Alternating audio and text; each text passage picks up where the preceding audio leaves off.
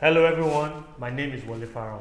I'm a tech entrepreneur and you are watching Tech Roundup, your weekly opinion, views and analysis of the top tech events happening around the world with a focus on Nigeria.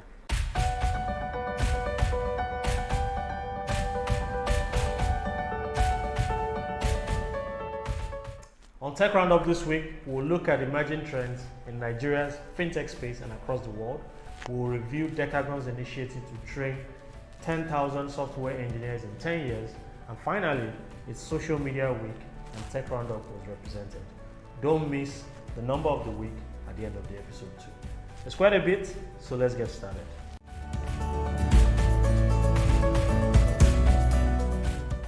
For billions of people across the world, access to financial services is an ever-present issue.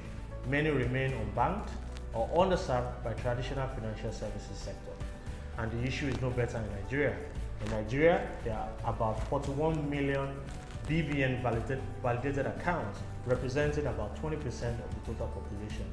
There's so many initiatives being driven by CBN and other financial institutions to improve inclusion.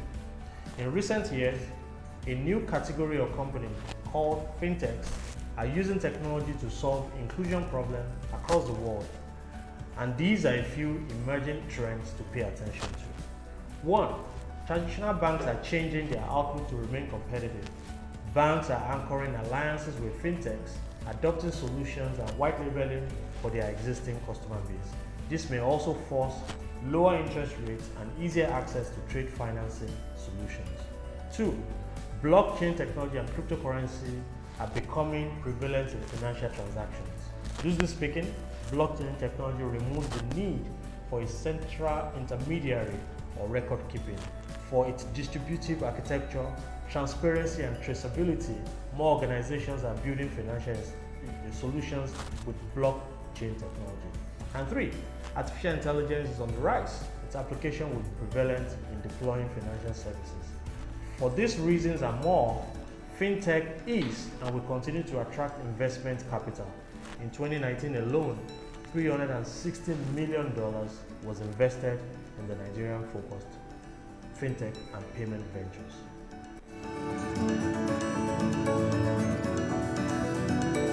The Decagon Institute recently created a platform that connects skilled software engineers to opportunities both locally and internationally with a 6-month software engineering program.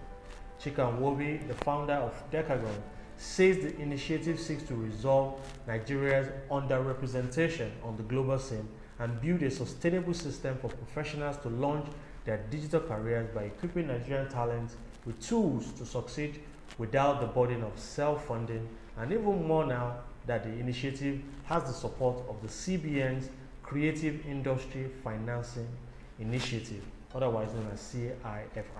The mission is to train 10,000 active software engineers in 10 years, and although there is no denying the array of talent that is untapped in Nigeria, such an immense mission is a lot of responsibility and definitely comes with its challenges, some of which are listed here.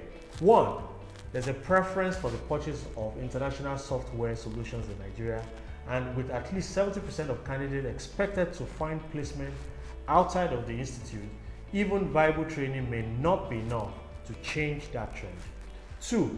The software development industry is still an emerging one and requires immediate expertise, so there will be a demand for more experienced engineers. There's already a case, such as the one with Andela, a pioneer in the area, who released 420 junior developers from their graduate training program with a claim of a higher demand for more senior ones. This happened only last year. And 3, the training is not inexpensive. The sum of 2 million naira, which does not cover accommodation, feeding, laptops and other miscellaneous expenses, means a lot of commitment after the program.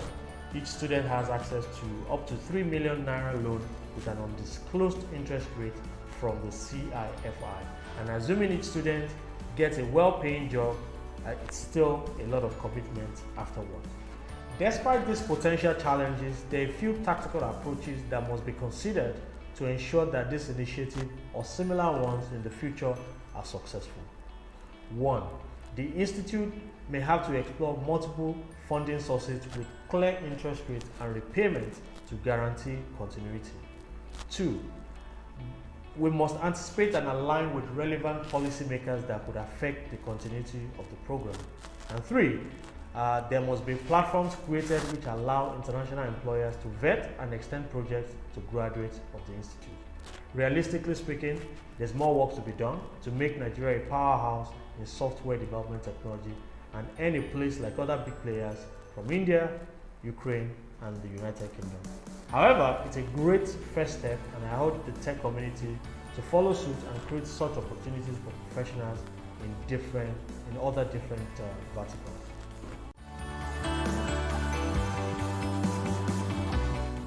And so our last story this week. This week is the 8th edition of the Social Media Week in Lagos. And to mark it, we're looking at some of the impact that social media has had on the Nigerian tech space. For those who don't know, it's one of the biggest marketing, technology, and media events in Africa.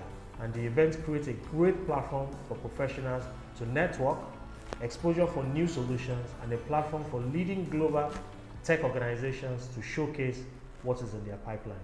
I had the privilege of being a speaker on one of the sessions where I spoke about financial inclusion, specifically what companies and consumers should be doing to actually meet inclusion goals beyond just the hype. Some of the highlights from the event to follow.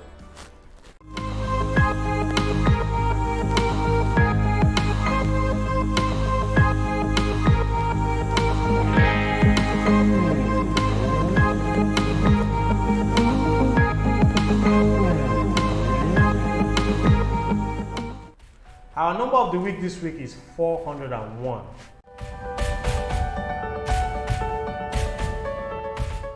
That's the number of speakers at this year's Social Media Week, and it shows how far the conference has gone, and we look forward to more participation in 2021.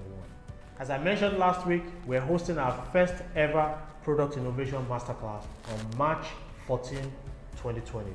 If you're an entrepreneur or aspiring to start a tech business, this is a great opportunity for you to learn practical lessons in ideation, product development, and developing an effective go-to-market strategy for your solution. I'll be joined by the General Manager of Seed Stars Nigeria, Alicia Balducci, and it will take place at Work City co-working space at the second roundabout in Lekki Phase 1. You can register for this free event at TechRoundUp.tv. We'd love to hear your comment and feedback, so please connect with me on LinkedIn at Wale Faron, or subscribe to our Tech Roundup YouTube channel if you haven't done so. If you're a founder, you should take advantage of our new startup profile. Send us your video for an opportunity to be featured in an upcoming episode. Please remember to listen to Tech Roundup on Techie Talk every Wednesday from 1:30 p.m. on Nigerian Info 99.3 FM if you're in Lagos, or through the web elsewhere in the world. Have a great weekend, guys, and see you all again next week. Good night.